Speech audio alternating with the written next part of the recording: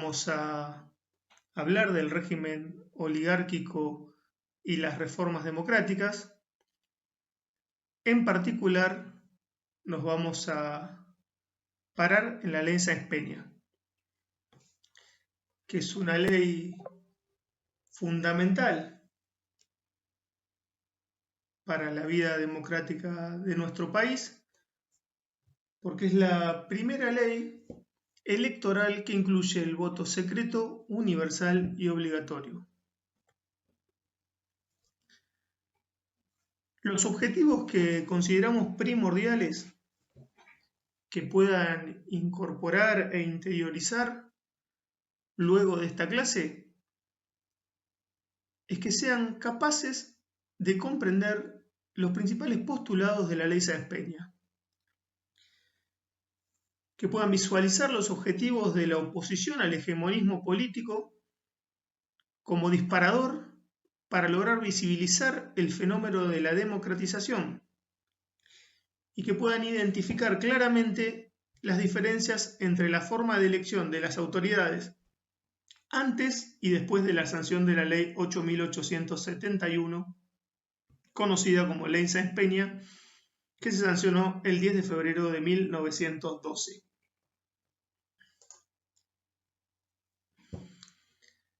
Antes de entrar de lleno a la Ley Sáenz-Peña, es importante que podamos hacer un repaso sobre los antecedentes, que seguramente ya los vieron en clases anteriores, pero vamos a refrescar la memoria. Si nos remontamos a 1821, vamos a encontrar que durante la gobernación de Martín Rodríguez, bajo el impulso de su ministro Bernardino Rivadavia, se crea la primera ley electoral de la Argentina. Esta ley era de sufragio universal, masculino y voluntario para todos los hombres libres de la provincia, y limitaba la posibilidad de ser electo, eso sí, a los propietarios. ¿Qué quiere decir esto? Que todos podían votar, pero solamente podían ser electos los propietarios. Igual era muy reducido y muy pequeño el número de personas que participaban. Por ejemplo, para darles una idea de la efectividad o de la no efectividad y de la no participación, ¿no es cierto? Sobre una población de alrededor de 60.000 personas, votaron tan solo 300. Esto tenía que ver con múltiples factores, pero fundamentalmente se debía a la falta de difusión y al analfabetismo. Lo que siguió después fue la Constitución de 1853. Esta Constitución, en cuanto a la forma de elección, deja un vacío, que posteriormente es llenado por la Ley 140 de 1857. Y acá sí podemos identificar un tipo de voto. Esta Ley 140 lo que indica es que el voto es facultativo, personal y cantado. Lo que va a traer claramente es una metodología de utilización y de fraude, de manipulación y de violencia como notas características. Porque este va a ser el sistema que se va a utilizar hasta la sanción de la ley Sáenz-Peña.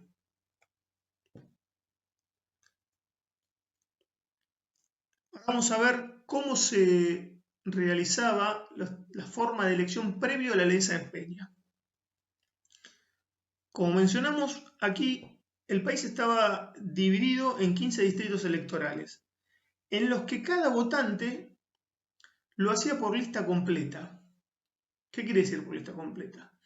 Cada lista contenía los candidatos para todos los cargos y bancas en juego, Y esto quedaba la ventaja a la mayoría, al que ganaba, de que se quedaba con todos los cargos. Y la oposición prácticamente se quedaba sin representación política. El voto cantado. El voto cantado en la práctica lo podemos resumir de la siguiente forma. Estaban las mesas con el presidente de mesa, los fiscales partidarios, y cada ciudadano debía acercarse y decir a viva voz: yo voto por el partido o yo voto por el candidato X. Con lo cual, si la mesa era predominantemente del partido contrario, el hombre podía correr varios riesgos, desde la pérdida de su trabajo, que esto le traiga grandes complicaciones en su empleo, hasta algunos casos extremos de pérdida de la propia vida. Este sistema de voto cantado rigió hasta la ley Sáenz Peña.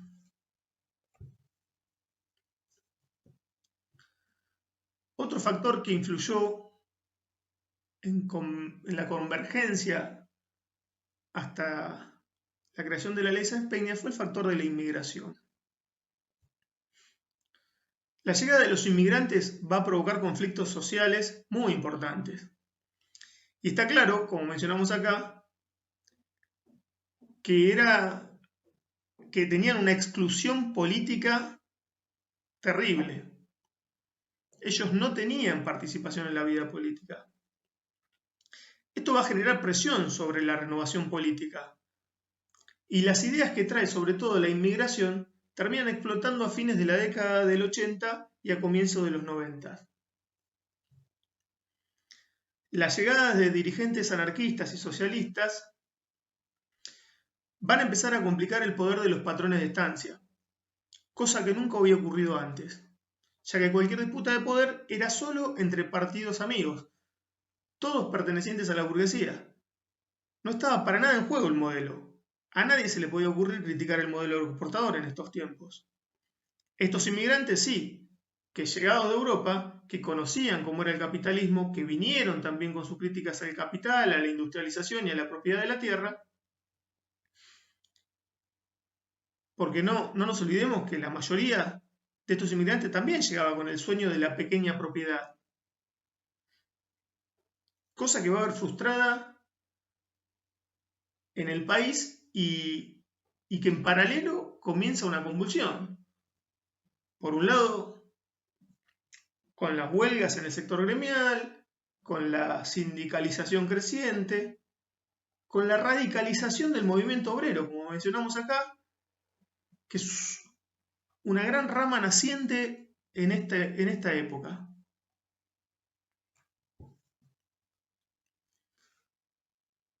Por otra parte, por el lado de la política, acá sí, tenemos a partir de la crisis de 1890 el surgimiento de la Unión Cívica Radical, como eje rector de todo este periodo hasta la sanción de la ley Sáenz Peña y la llegada del radicalismo al poder. Acá vamos a tener algunos puntos que señalar. El radicalismo es el primer partido moderno de la Argentina. Al que no le interesa cuestionar el modelo, sino que ese modelo se purifique y se moralice. La Unión Cívica Radical no cuestiona el modelo agroexportador, sino que pide que se incorporen a esos beneficios del modelo los sectores medios que van surgiendo a partir de la década del 90. Con todo esto comienza a plantearse en las élites gobernantes qué vamos a hacer frente a este embate de los nuevos sectores sociales del movimiento obrero y de la clase media. Sobre todo, como mencionamos acá, del radicalismo revolucionario, porque, como habrán visto en el manual, el radicalismo va a recurrir a las armas con importante presencia de sectores militares del ejército, tanto en 1890 como en 1893. Entonces empieza ya a generar esta intriga en las élites gobernantes. Comienza un debate interesante en algunos sectores, en la necesidad de plantearse cierta reforma electoral, ya que con el terror y el voto cantado claramente no alcanzaba. Acá aparece la figura de Julio Argentino Roca, que como lo habrán visto también en unidades anteriores, fue presidente en 2 oportunidades, en 1880 hasta 1886 y entre 1898 y 1904. Roca se niega rotundamente a cualquier tipo de reforma electoral. Él dice que hay que mantener el sistema, que es la garantía de la continuidad de lo que va a venir. En 1904, cuando los sectores en disputa, donde por un lado tenemos a Figueroa Alcorta y a Roque Sáenz Peña, partidarios de algún tipo de reforma, y del otro lado tenemos a Julio Argentino Roca, que es partidario, como dijimos recién, de mantener las cosas como están. Esto va a llevar a que se parta el bloque conservador en dos, entre los sectores reformistas y los sectores ultraconservadores representados por el general Roca. Siendo ministro del Interior, Joaquín B. González, al final de la presidencia de Roca, introdujo en los comicios de 1904 un sistema de circunscripciones uninominales, de modo que en cada una de estas divisiones territoriales que tenía el país se iba a elegir un diputado. Esto permitió que algunos radicales lograran ser electos y que la figura de Alfredo Palacios, que se impuso en La Boca, resultó así el primer diputado socialista en América. Esta reforma duró muy poco, porque obviamente al asumir como presidente Manuel Quintana, la terminó derogando. En 1905, como mencionamos aquí, se produce la Revolución Radical. Una revolución con alta participación militar y evidentemente ya se había prendido esta lucecita, esta alarma, muy fuertemente en los sectores dominantes. Crecen las huelgas durante toda la década. Todo esto mete cierto temor en la clase dirigente que va planeando ya hasta cuándo vamos a esperar para no descomprimir la situación social. Es una olla a presión que va a explotar en cualquier momento. El radicalismo, mientras tanto, practica, como mencionamos aquí en la filmina, el abstencionismo revolucionario. ¿Qué significa esto? Que el radicalismo no va a concurrir a los comicios hasta tanto no haya garantías y una ley electoral limpia. Mientras tanto, la figura de Hipólito Yrigoyen se acrecienta notablemente.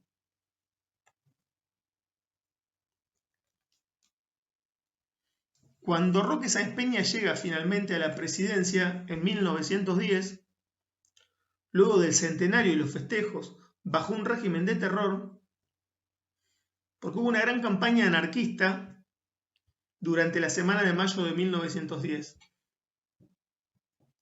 como forma de arruinar la fiesta a aquella oligarquía que decía festejar la libertad. Se realizaron sabotajes en la exposición que se hacía en la rural y campañas por los presos políticos. El gobierno, por su parte, lanzó lo que se llamó la reacción del centenario, una violenta represión durante el gobierno de Figueroa Alcorta, con miles de detenidos. Frente a este escenario, la oligarquía toma nota del peligro en el que se está metiendo si continúa por este camino. Y aparece un sector lúcido que entiende, como mencionamos aquí, que hay que dar algo para no perderlo todo. Este sector dice que hay que legitimar el poder real, hacerlo legal. Este poder de facto, este poder de hecho que tenía esta clase dirigente que había llevado a la Argentina a lo que ellos llaman, o a lo que ellos consideraban, un éxito. Un éxito para unos pocos y un éxito en números donde mucha gente moría de hambre en este periodo, pero la gran Argentina era para mostrar al mundo. Entonces, no habría ningún problema, pensaba este grupo, en plebiscitar este éxito argentino, como marcamos acá. ¿Qué problema habría con plebiscitarlo si la gente los iba a votar? ¿Quién iba a votar en contra de este gran éxito argentino? Esta era la teoría de gente como Roque Sáenz Peña, que llega a la presidencia, como dijimos, a fines de 1910, y también como Figueroa Alcorta, que eran los impulsores de la reforma, y la va a concretar Roque Sáenz Peña finalmente en 1912.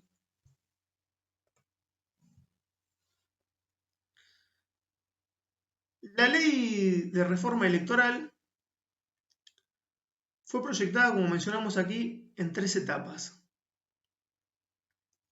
El primer proyecto, que es la ley 8129, consistía en la creación de un nuevo padrón electoral sobre la base del enrolamiento militar.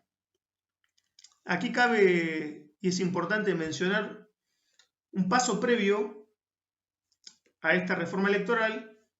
Este paso previo se da en 1901 con la Ley de Servicio Militar Obligatorio, donde aparece el empadronamiento masculino de gente en condiciones de votar. Es el primer padrón oficial de varones, porque la ley es universal, pero aclaremos aquí sí que es masculina, universal masculina. Las chicas no votarían hasta bastantes años más adelante. La segunda etapa es la ley 8130, para la elección de diputados nacionales y electores a presidente y vicepresidente. Acá vale la pena aclarar que hasta la reforma de 1994 los presidentes se elegían por colegio electoral, no era por voto directo como lo conocemos actualmente. Y por último, el sufragio masculino, universal y obligatorio para todos los ciudadanos nativos o naturalizados mayores de 18 años, bajo el sistema de lista incompleta, que es la ley 8871. Es esta ley conocida como la ley Sáenz Peña.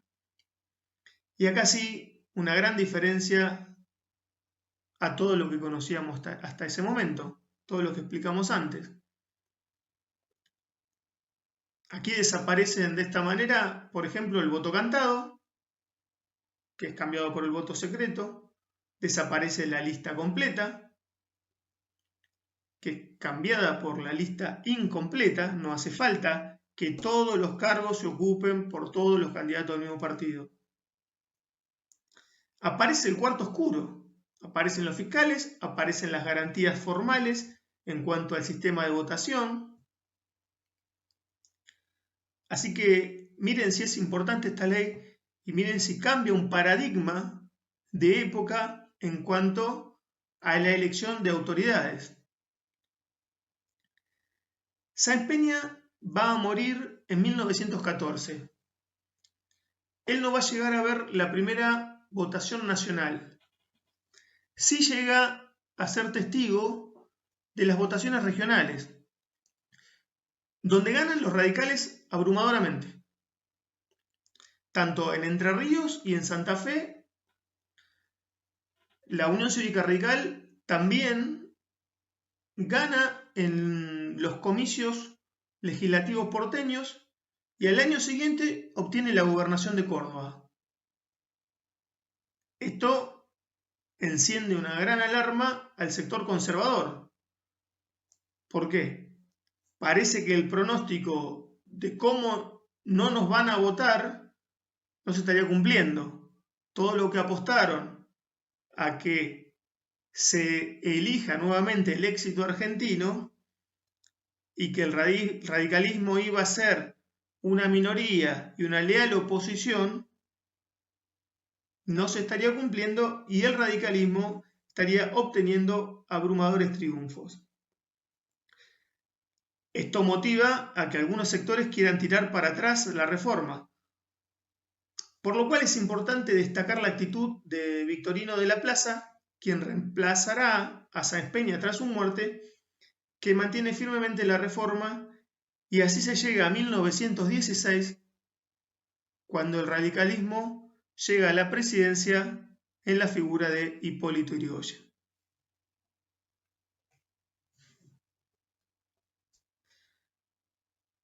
En conclusión, como para cerrar esta ley 8.871 de 1912,